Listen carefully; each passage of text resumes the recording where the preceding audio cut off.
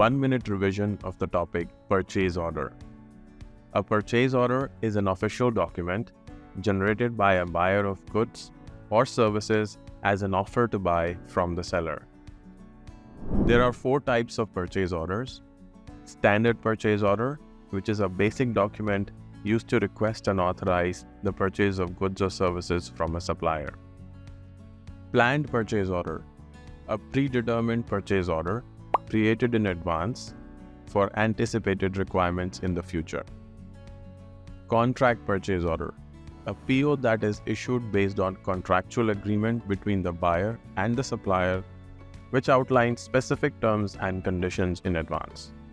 Blanket purchase order, an agreement with a supplier to provide goods or services on an as-needed basis, often with a predetermined price and terms. Key highlights of purchase order. It serves as a legally binding contract between the buyer and the seller, outlining the terms and conditions of the purchase. It also describes the types of products, quantities, price, etc. that a buyer agrees to pay for the goods. A PO creates a clear audit trail, documenting the entire purchasing process from request to delivery. That ensures transparency and accountability in financial transactions.